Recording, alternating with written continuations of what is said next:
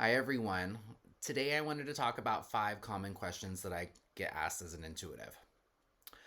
The first one that I is, can you see the future? I cannot. And what people are talking about here is clairvoyance.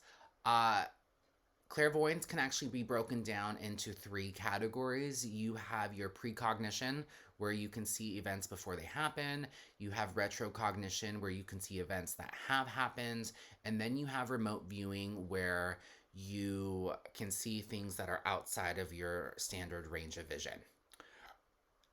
With that, uh, I clairvoyance doesn't flare up for me as much. It's not one of my main clair gifts.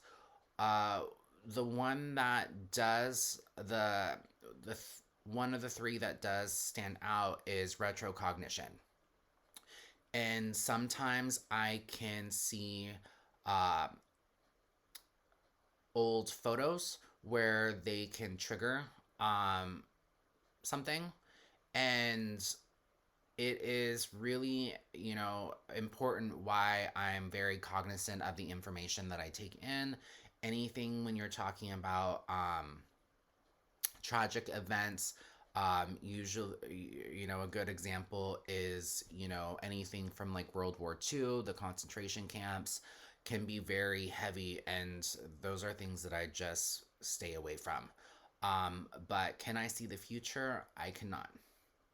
So the second one is your intuition loud and clear? Not always. Um my intuition can be very subtle sometimes. Uh I have learned how to raise my awareness to a degree where I'm paying attention to everything. And sometimes,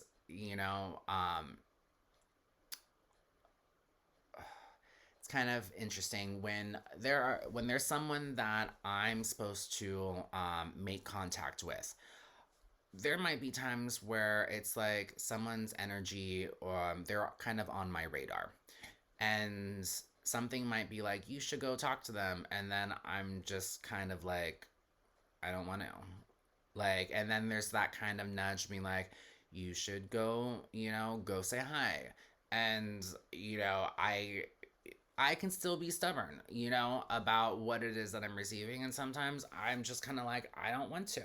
Like, and sometimes, it'll keep getting that nudge until finally maybe that person comes up to me and, initiates conversation, and something comes out of it where it's all, they might hear something that they needed to hear. Maybe it is a mutual thing that happens between the two of us. But sometimes there are, signs and symbols and situations that happen in, your busy daily life where you have to, it doesn't always make sense, or it's not always loud and clear. It's about being a detective and figuring out what those little things are. So, is your intuition loud and clear? Sometimes, not always. um, with that, another one that I get asked is, does your intuition always make sense? It does not. Um, like I said, trying to understand the subtle things, or why something is standing out. I have no idea some of the information that I'm receiving and what it's attached to and what I'm supposed to do with it.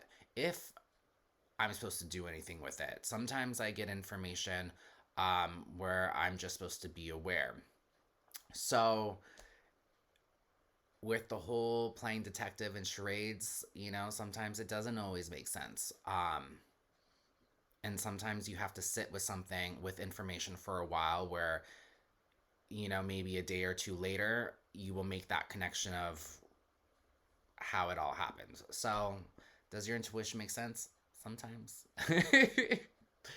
um, another another question that I get asked a lot is, do you believe in fate? And that is a little bit of a tricky question. The simple answer is yes. But when you talk about fate, you need to talk about fate and free will, and they work together. Where there are certain things in our lifetime that I think are predestined. Sometimes they could be situations that happen. Sometimes they could be meeting specific people. And how free will comes into play is that we have a choice with what we do with whatever situation that comes to us. And it is all dependent on your awareness, your drive. Um, I think it's important to talk about soulmates in that aspect, where I do believe in soulmates. And I, whether or not you believe to like what degree of soulmates you believe in, I believe that there are some souls who are meant to meet their partners early on in life. I think that there are some soulmates who might come later on. Maybe there are certain life lessons that each individual soul needed to learn before they came together.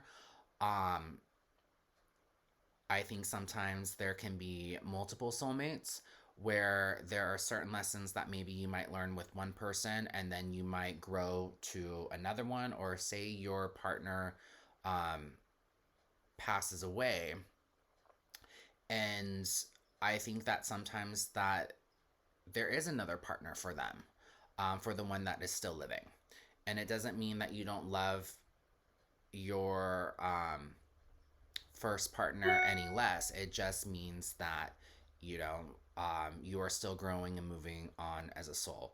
But why it's important to talk about the soulmates? It's that what happens when, say, fate brings two people together, and say, there's an energy connection, and um, person A isn't in a right place, and they see person B, and they're like, oh, I should talk to them, and there's something that's happening, but this person is like, I gotta go, and they don't investigate further and they leave. You know, um, they might have missed their opportunity. And while everything that was telling these two to come together and these two to make that first initial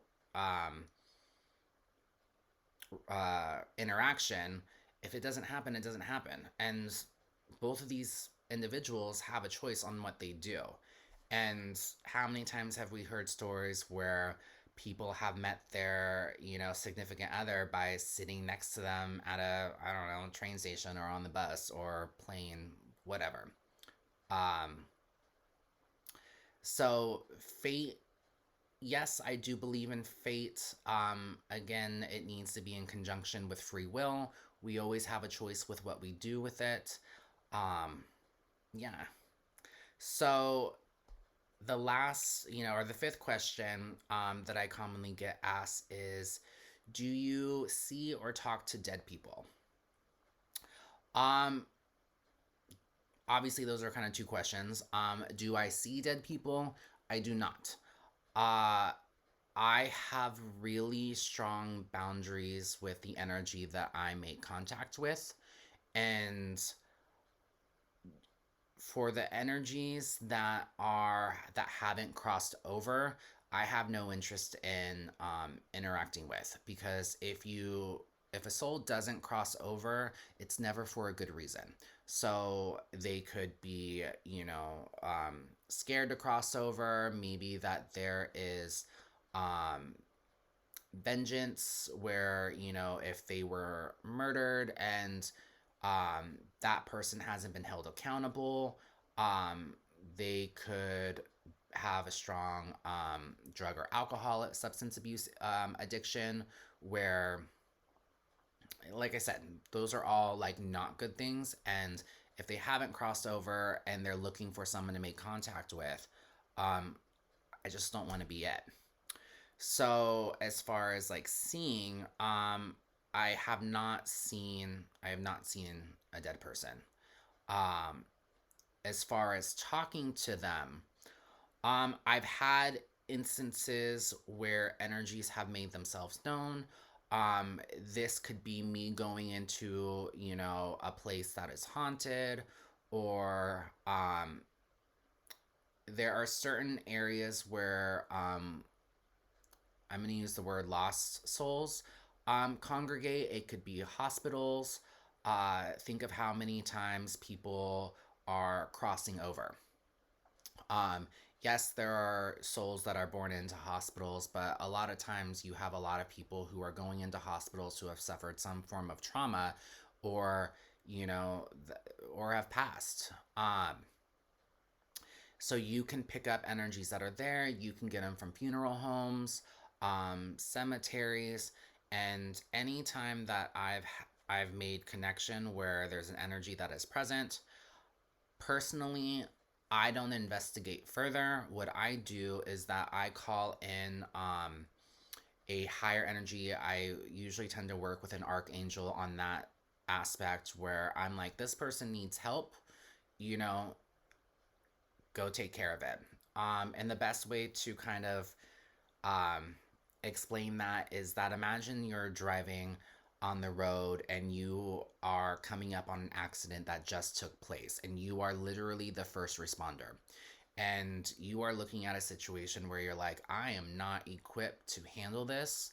Um, so you call 911. You call someone in to assist the situation because not only do you not want to handle it, but maybe that you aren't equipped. And what good are you going to do with something that you're just not prepared for? So I tap out and I call in someone who can. Um, but that is a very different avenue than when, say, that I'm working with someone.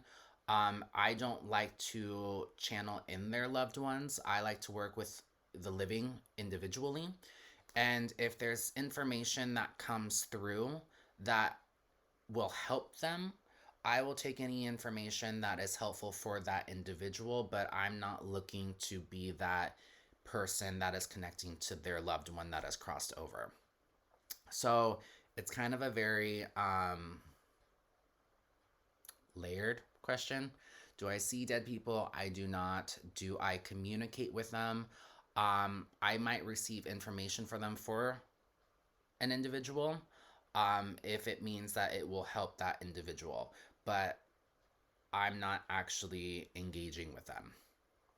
So those are the kind of the five, common questions that I get asked. I thought it would be fun to share, and yeah, to be continued. Thanks. Bye.